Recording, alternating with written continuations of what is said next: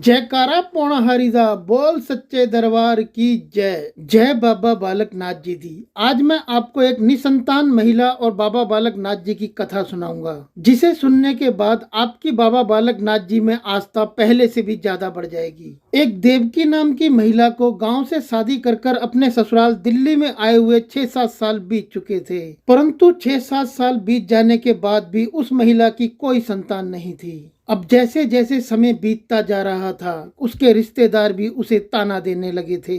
एक रोज सुबह सुबह उसके दरवाजे पर भिक्षा मांगने एक साधु पहुंचे। देवकी की सास ने साधु को प्रणाम किया और उनसे कहा कि मेरी बहू को आशीर्वाद दीजिए ताकि उन्हें कोई संतान हो सके। साधु बाबा बालक नाथ जी के बहुत बड़े भगत थे। उन्होंने बहू को साहतलाई जाने की सलाह दी और बहू से कहा कि बेटा साहतलाई जाकर माथा टेको और ऊपर गुफा में जाकर बाबा बालक नाथ जी को रोट चढ़ाओ। बाबा बालक नाथ जी तुम्हारी हर मनोकामना पूर्ण करेंगे और तुम्हें संतान की प्राप्ति भी जरूर होगी। इतना कहकर साधु जी वहां से चले गए। देवकी ने ये सारी बात अपने पति को बताई। पति ने भी देर ना करते हुए दिल्ली से हिमाचल प्रदेश उन्ना रेलवे स्टेशन के ट्रेन के 2 टिकट बुक कर लिए। जल्दबाजी करने के कारण देवकी के पैर में मोच आ गई, जिसकी वजह से उसे बहुत दर्द हो रहा था। फिर भी बाबा जी की पूरी आस्था अपने मन में लिए वो पति संग यात्रा के लिए निकल पड़ी। सुबह सुबह उन्ना पहुंचते ही उन्होंने उन्ना बस स्टैंड से साहतलाई की पहली बस पकड़ ली। साहतलाई पहुंचकर देवकी और उसके पति ने मंदिर में पूजा अर्चना की और कुछ देर साहतलाई में आराम करने के बाद ऊपर गुफा की ओर पैदल ही निकल पड़े।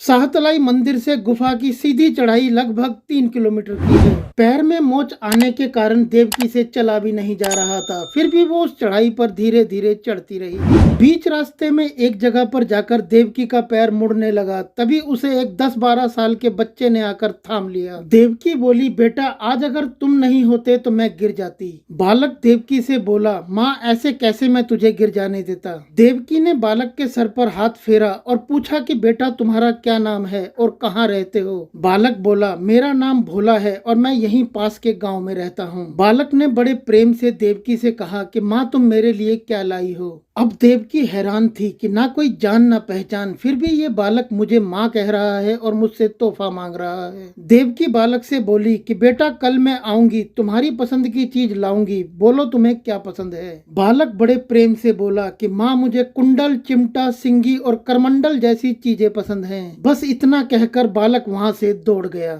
जैसे तैसे देवकी पति संग गुफा के दरबार तक पहुंची। पति ने गुफा में जाकर बाबा जी को रोट चढ़ाए। गुफा से लौटते समय देवकी ने सोचा कि बाजार से बालक के लिए कुछ ले लेती हूँ। तभी उसे बालक की पसंद की बताई हुई चीजें याद आई। उसने चिमटा ले लिया। अगले दिन वहीं जहाँ मिले थे वहीं भोला उसका इंतजार कर रहा था। देवकी ने थैले से निकालकर भोला को चिमटा दिया। तभी भोला ने कहा कि बस एक ही चीज लाई हो और वो नाराज होकर बैठ गया। देवकी भोला से बोली कि अभी मैं जेठे एतवार तक यही हूँ, इसलिए तुम्हारे लिए रोज कुछ ना कुछ लेकर आऊंगी। ये सुनकर भोला बहुत खुश हुआ और देवकी की गोदी में बैठकर उसके गले से लग गया। देवकी जोर जोर से रोने लगी, जैसे उसे एक संतान मिल गई हो। बहुत प्यार से देवकी ने बालक के माथे को चूमा और उसके सर पर हाथ फेरा और वहां से चली गई। अगले दिन मंदिर से वापिस आते समय बाजार से भोला के लिए देवकी सिंगी लेकर आई। ऐसे ही रोज कुछ ना कुछ वो भोला को बाजार से ला कर देती। एक दिन देवकी ने भोला से कहा कि अब ये सारी चीजें तुम मुझे पहन कर दिखाओ। बालक बोला कि माँ कल जेठा एतवार है,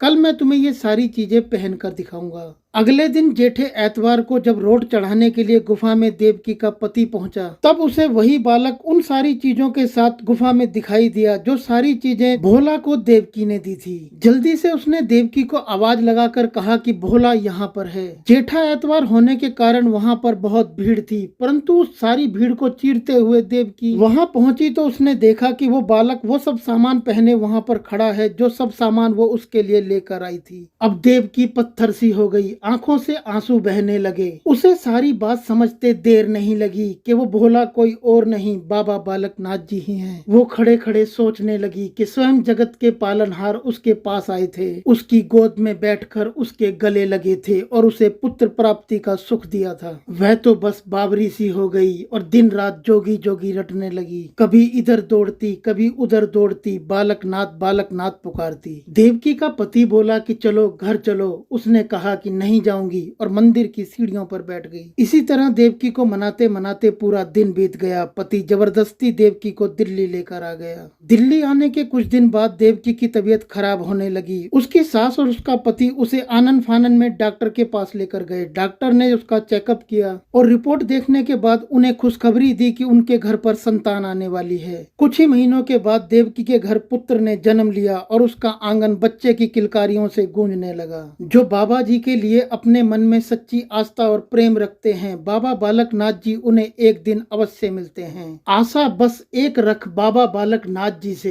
दूजी आशा छोड़ दे, नाता बस एक रख बाबा बालक नाथ जी से और दूजा नाता तोड़ दे। आशा करते हैं आपको ये कहानी जरूर पसंद आई होगी। यदि आपको ये कहानी पसंद आई है तो इस वीडियो को लाइक करें और अपने दोस्तों के साथ शेयर करें और नीचे कमेंट बॉक्स में जय बाबा जी दी लिखना बिल्कुल ना भूलें। और ऐसे ही और ज्यादा बेहतरीन वीडियोस देखने के लिए इस चैनल को सब्सक्राइब कर नोटिफिकेशन को ऑल पर सिलेक्ट कर लें। यदि आपने चैनल पहले से ही सब्सक्राइब किया हुआ है तो आपका बहुत बहुत धन्यवाद। फिर मिलते हैं आपसे ऐसे ही किसी बेहतरीन कहानी के वीडियो के साथ। तब तक के लिए जय बाबा बालक नाथ जी दी।